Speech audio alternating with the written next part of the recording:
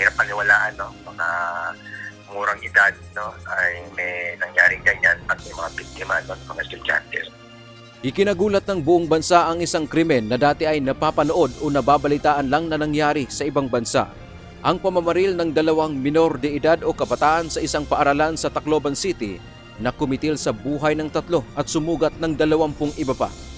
Dahil dito, sentro ngayon ng diskusyon ang panukalang ibaba ang edad ng criminal liability o pagkakaroon ng pananagutang kriminal sa Pilipinas, partikular sa mga kabataan.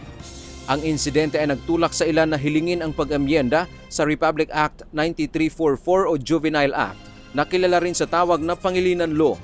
Ayon sa human rights lawyer na si Attorney Edri Ulalia, tutol sila sa pagbaba ng edad ng pananagutang kriminal. Paliwanag dito ang prinsipyo ng batas ay nakabatay sa murang kaisipan at kakulangan sa pag-unawa ng mga bata sa epekto ng kanilang kilos. Kahit na talagang napaka-lungkot, no? At karumal-dumal yung nangyari, sa prinsipyong legal ay tutok kami sa pagbaba ng age ng edad ng criminal liability. Kasi hindi lang naman ito ang dapat natin tingnan, no? Tingnan natin pangkalahatan. Kasi ang punto naman bakit may sukatan ng edad para panagutin ang isang minor de edad ay yung kakulangan pa sa pangkalahatan, siyempre, no? Kakulangan pa ng pag-unawa, pag-intindi, at yung murang kaisipan sa mga bagay-bagay at sa mga pagkilos sa behavior. Sa kasalukuyan, ang mga batang 15 taon pababa sa oras na ginawa ang isang paglabag o krimen ay may absolute exemption o walang pananagutang kriminal. Ibig sabihin, hindi sila ikukulong kahit ano pa ang nagawa nilang krimen tulad ng pagpatay o rape. Ang bata ay maaaring idadaan sa isang intervention program sa ilalim ng batas tulad ng paglalagay sa kanya sa Social Welfare Department. Kung criminal liability, pag 15 and below ka, nung iyong di umano kinomit yung offense, no? Yung krimen, exempt ka, wala kang criminal liability. Hindi ka pwedeng ikulong, hindi ka pwedeng litisin, hindi ka pwedeng i-convict. Wala ring criminal liability ang mga nasa edad 15 years old pataas pero mababa sa 18 years old, maliban na lamang kung napatunayang kumilos ng may discernment o lubos na pag-unawa sa maling ginawa at sa kahihinatnan nito.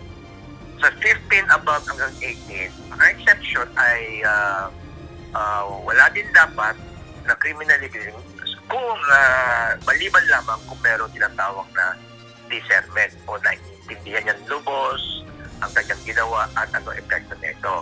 Doon sa 15 and below, ang gagawin dyan hindi ikukulong o ikukonvict, kundi maraming maraming mga pamamaraan.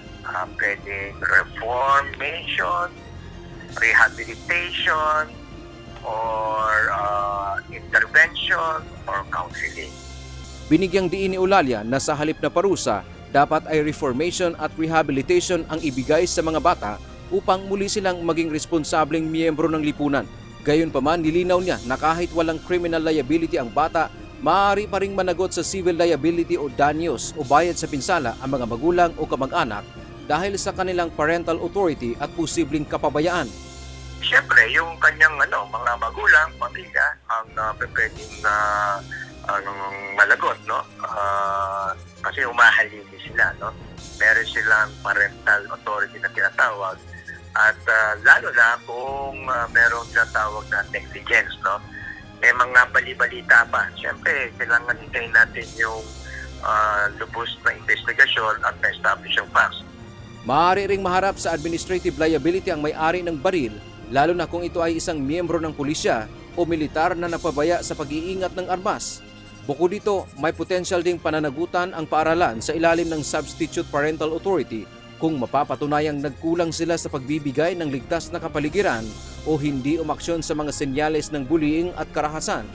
Sa tingin ni Ulalia, bilang solusyon sa ganitong problema, mainam ang isang holistic approach mula sa mas mahigpit na regulasyon sa baril at social media upang matugunan ang ugat ng ganitong mga trahedya sa halip na madali ang pagpapababa lamang ng edad ng pananagutan. Hindi sapat ang batas o ang mga hakbang ng gobyerno para madisiplina ang mga bata. dahil ang pinakamahalaga pa rin ay ang paggabay ng mga magulang habang sila ay lumalaki. Dante Amento, UNTV, News and Rescue. Diyos ang aming sandigan, serbisyo publiko ang aming pinahahalagahan.